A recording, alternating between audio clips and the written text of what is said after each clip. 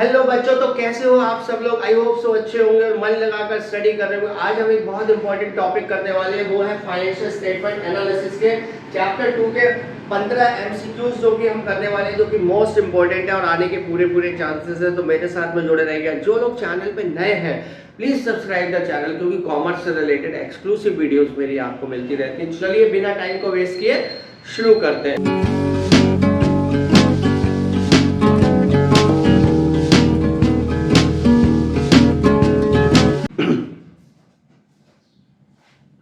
तो हमारा सबसे पहला जो एमसीक्यूज है that is which analysis is called dynamic time series या ट्रेंड एनालिसिस। इसमें से किसको हम डायनेमिक टाइम सीरीज या बोलते हैं, जैसे हॉरिजॉन्टल है, वर्टिकल है, इंटरनल है या एक्सटर्नल है। क्या लग रहा है आपको कि इसका आंसर क्या, अगर आपने, क्योंकि ये बहुत कंफ्यूजन वाला होता है इसलिए मैंने क्वेश्चन नंबर 1 पे लिया इसको। तो बच्चों इसका जो आंसर है डायनेमिक टाइम सीरीज और ट्रेंड जो है हम हॉरिजॉन्टल को बोलते हैं। तो ये याद रखिएगा आप, इसमें कोई भी कंफ्यूजन आपने नहीं रखना है। इसके 2-3 नाम और हैं, वो कुछ और भी पूछ सकते हैं आपसे। Which analysis is called static या क्रॉस सेक्शनल। क्रॉस सेक्शनल और स्टैटिक जो है वो हम वर्टिकल को बोलते हैं। तो इसके लिए आप हमेशा याद रखिएगा ये वर्टिकल है। Which analysis is based on 1 years data. 1 साल के बेस के डाटा कौन सा होता है, हॉरिजॉन्टल या वर्टिकल या इनमें से कैश फ्लो या डिविडेंड। तो ये वर्टिकल है, वर्टिकल फॉर्म में होता है। ये वर्टिकल फॉर्म में होने का मतलब इसीलिए हम इसको बोलते हैं 1 साल का है। तो वर्टिकल और हॉरिजॉन्टल तो आई थिंक आपको पता होगा। वर्टिकल का मतलब जब भी कोई चीज जो है इस तरीके से बनाई जाती है तो दैट इज कॉल्ड वर्टिकल। और अगर इसको इस फॉर्म में बनाया जाता है, आगे ईयर्स यहाँ पे आते जाते हैं इस फॉर्म में लंबाई में, तो दैट इज कॉल्ड हॉरिजॉन्टल। तो ठीक है, थोड़ा सा इस चीज को भी आप दिमाग में रखते हुए आंसर अपना डिसाइड कर सकते हो। Analysis of the financial statement is significant for. ये किसके लिए जरूरी है एनालिसिस, जो फाइनेंशियल स्टेटमेंट हम बनाते हैं जिसमें बैलेंस शीट है, प्रॉफिट एंड लॉस है, ये किसके लिए जरूरी है। क्रेडिटर्स के लिए, एम्प्लॉइज के लिए, मैनेजर्स के लिए या फिर ऑल ऑफ द अबव। तो इसमें आप ध्यान रखिए सबके लिए जरूरी होता है, क्योंकि क्रेडिटर्स उसमें से ये देखते हैं कि उस फर्म की सॉल्वेंसी पोजीशन क्या है।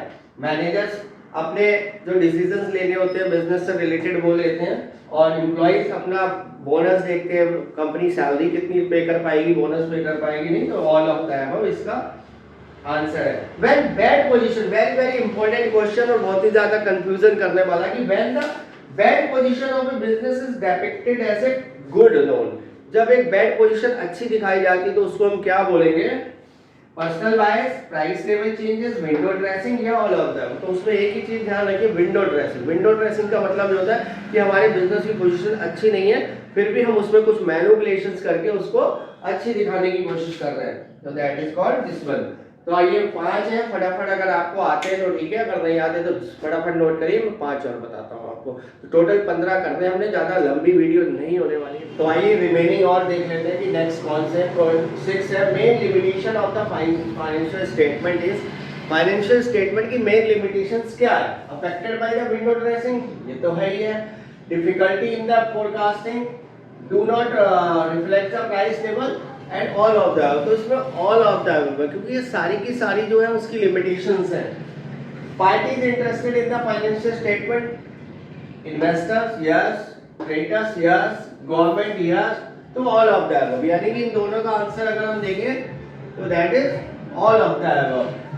Which of the following is not the limitation? इनमें से कौन सा ऐसा है जो कि लिमिटेशन नहीं है। ध्यान से देखना इस बात को आप, जो नहीं है। विंडो ड्रेसिंग है, प्राइस लेवल चेंजेस है, सब्जेक्टिविटी है, इंट्रा फर्म कंपैरिजन पॉसिबल, ये लिमिटेशन नहीं है। ठीक है, नहीं तो इसका आंसर होगा दैट इज डी।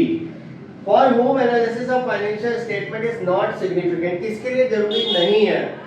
इन्वेस्टर्स उनके लिए जरूरी है, मैनेजमेंट के लिए जरूरी है, फाइनेंशियल इंस्टीट्यूशंस इनके लिए जरूरी है, political adviser of the PM, हाँ जो प्राइम मिनिस्टर का पॉलिटिकल एडवाइजर है उसके लिए आपकी फाइनेंशियल स्टेटमेंट की कोई जरूरत नहीं है। तो यहाँ पे आंसर होगा ये। फाइनेंशियल स्टेटमेंट बिकम यूजलेस, कभी कभी यूजलेस भी होती है अगर आप एक पॉइंट ऑफ व्यू से सोचो, बिकॉज मेजर्स द प्रोडक्टिविटी, नहीं ये तो काम की बात है, यूजलेस नहीं है। मेजर्स द प्रॉफिटेबिलिटी, ये भी एक अच्छी बात है। मेक्स ए कंपैरेटिव स्टडी, ये भी है। लेस द क्वालिटेटिव एनालिसिस, में क्वालिटेटिव एनालिसिस नहीं होता है बिल्कुल भी कि किसने कितना कौन कितना एफिशिएंट है, कौन वर्कर कितना एफिशिएंट नहीं है। इसमें केवल मनी से मतलब होता है, क्वांटिटी से मतलब होता है, क्वालिटी से नहीं।